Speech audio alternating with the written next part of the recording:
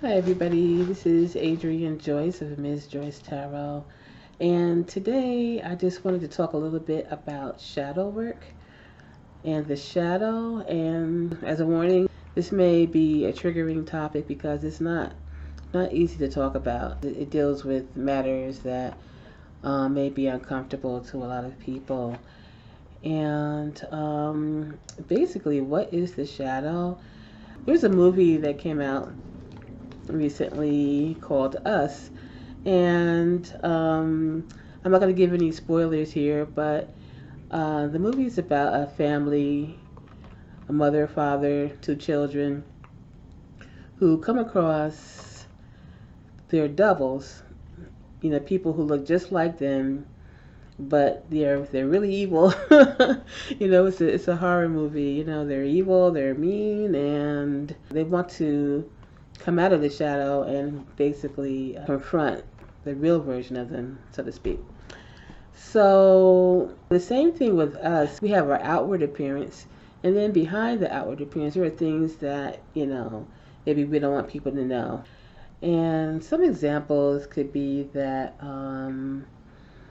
we don't want to show our fear and insecurity. We may be insecure people, but outwardly we come across as confident, even overconfident, in order to hide how we really feel about ourselves. Or we may have jealousy towards someone, someone who we may perceive to be prettier or thinner than us, and we don't have nice thoughts about them. We may talk about them behind their back, or even if we don't talk about them behind their back, we may just have bad thoughts about them.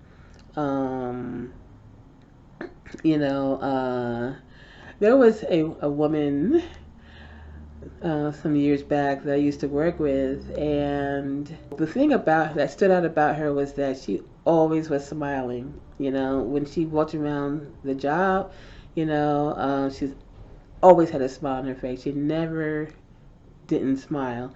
And very pleasant woman. When you see her, oh, good morning, how are you? And she's just a very pleasant and upbeat woman. So one day, as I was coming into work, there was a lot of traffic. There was like a bottleneck, and people were just didn't want to be late, so they're trying to cut in into the lane, and people cutting each other off. And so you do what you can. You got to get to work. You just do what you can. So I'm driving, and I kind of cut in front of this person, and oh my God, you can just even with your windows down, when the car next to you, the person in the car next to you is cursing you out. You could, and this woman's face was just so mean and just she's going like this, and just mean. And I think she was just, I don't know, God, thank goodness I couldn't hear what she was saying. And then I looked at her a little bit closer. I'm like, that's Mary, the same woman who's walking around the job all the time smiling. I said, that's her. I didn't even recognize her because her face was so mean. And so I saw her when we got to work, and it was kind of awkward because I guess she couldn't rightfully just say smile and good morning, because she was just cussing me out, in traffic. But so it was kind of different when we saw each other, from that point on. But I mean, I think the woman who was angry and was doing the shouting in the car, that was the shadow. That was the shadow Mary. And the Mary that she presented to the world was kind of like a mask. And that's the kind of thing that we're talking about here. And that's kind of like a I, I don't know how deep that went with her as far as her anger issues, or if it was just one of those days where she was just pissed off because of the traffic. I'm not really sure, but it could have been that one thing, or it could be something deeper. And that's just one example. But sometimes the shadow is deeper than that. A molester, if someone does crime, they're a model citizen, but maybe they shoplift, and it runs the gamut. But the thing is that shadow work is being able to look at these ugly parts of ourselves and being able to face them. In the tarot, there were several cards I think that deal with the shadow. And one card is the Devil card. We think we are tied to certain behaviors. Maybe it's our addictions, or things we don't like when our true, authentic selves may not really want to be where we are, but we think that we need to be there, and we put ourselves in a type of hell. Another card that deals with the shadow, I think, is the Moon card. The two animals in the Moon card, one is a wolf and one is a dog, and they represent the two sides of humanity, where one is tame, domesticated, and the other one is wild. And the Moon card represents, things coming out of, the murky waters, and us having to deal with things that may not be pleasant to deal with, but have to eventually come to light in order to be able to move forward. The Two of Swords, I think, is also is a shadow card. He or she can't make a decision because they're blindfolded and they have the shield of swords crossed in front of them. And in order to really be able to make a true decision, they have to uncross the swords, take off the blindfolds, and deal with their issues. Another card that I think deals with the shadow is the Strength card, because we have the character here who is taming the lion, but as I interpret it, she's not necessarily taming something outside of her. The beast or the lion could be herself, where she has to deal with her own animalistic nature in order to move forward. And another card I think deals with shadow is the Seven of Swords, which deals with a person who is trying to get away with something underhandedly, stealing, so it seems, and trying to get away with something and doing something that is underhanded and not really being forthright and truthful. So that's just an example from the tarot of what the shadow is. And one way to deal with the shadow is to recognize it. First of all, to recognize that we all have things, whether they're major, they're minor, or whatever the case may be, or something in between, that that we're not perfect people. Some of us are more perfect than others, I'm sure, but for the most part, we all have things that we hide. Maybe we don't always realize that we're doing it, and being aware that we have these shadows is a good first step in order to bring out the shadow and do shadow work and find out where these behaviors and thoughts come from. Why do we do the things we do? Why do we think these things in our heads, that we don't bring out, or why do we have behaviors? We could be like you could live a double life. You could be one way in front of people, but when the doors are closed, you're totally different. And I think that the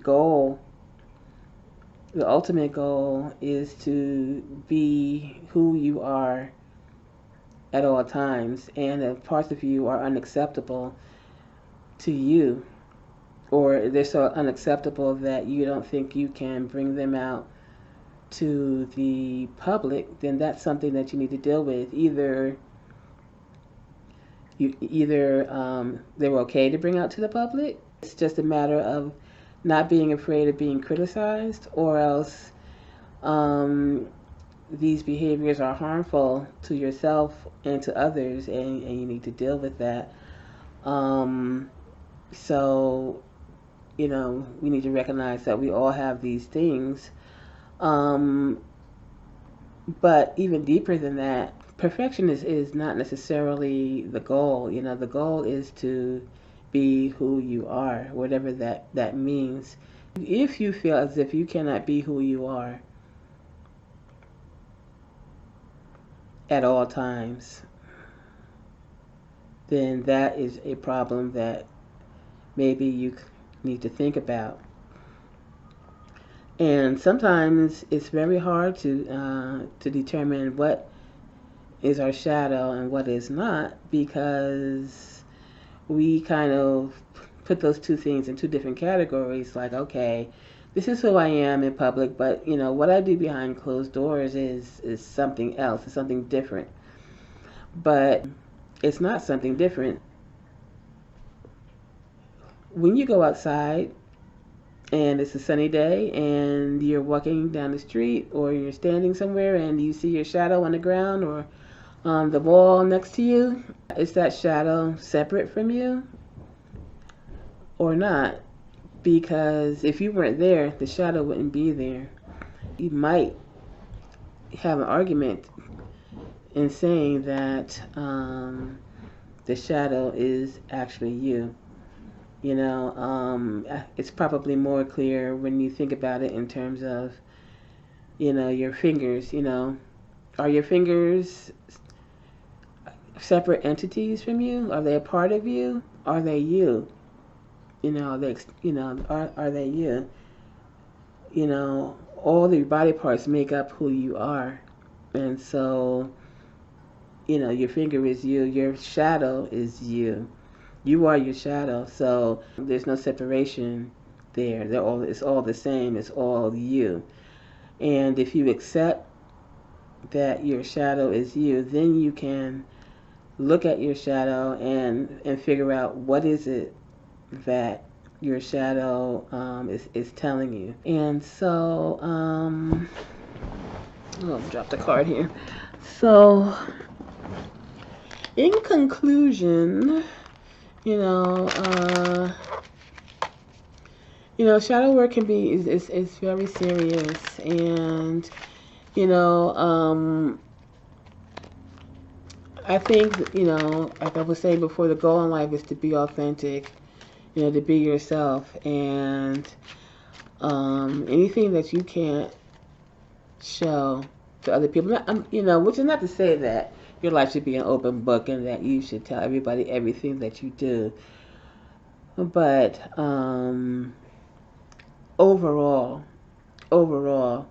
if your inner life and your outer life is so different that it's uncomfortable, and your outer life becomes a mask for who you really are on the inside, then that's something to work on. And so I just want to pull one card to kind of give one little final message on this topic of shadow work. And the card is the King of Cups. The ultimate goal is to really get into your heart and trust what your heart is saying. Use your heart to understand your shadow and treat your shadow with love. Don't hate yourself because you're a jealous person or you're an envious person on the inside, and that is something that you can't show the world. Love that part of yourself, because your shadow is there for a reason. It's showing you what it is that that your heart truly desires. Maybe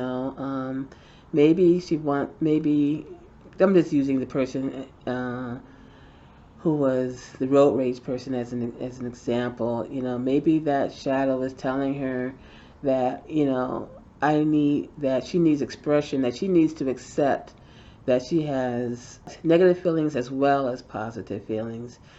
She just needs to accept that, and that it's okay to not be happy and smiling all the time, and that people will still accept her, but she has to accept herself. She has to love herself first, and know that it's okay to be who you are, no matter what your mood is. If you get angry, if you get sad, if you get depressed, if you're silly, or if you are just tired and don't feel like being bothered, it's okay. You know, um, love yourself through all these different moods, and also, and when you're authentic, people accept that from you. A lot of times we think that people won't accept us if they know certain things, but you'd be surprised that people are willing to accept whoever you are authentically, good, bad, and ugly. And those who don't accept you totally, then, they don't need to play a big role in your life, and allow people in your life who accept who you are without judgment. So I hope you enjoyed that. If you would like a personal reading from me, you can go to my website. Link is down below. And thanks for listening, and I will talk to you soon.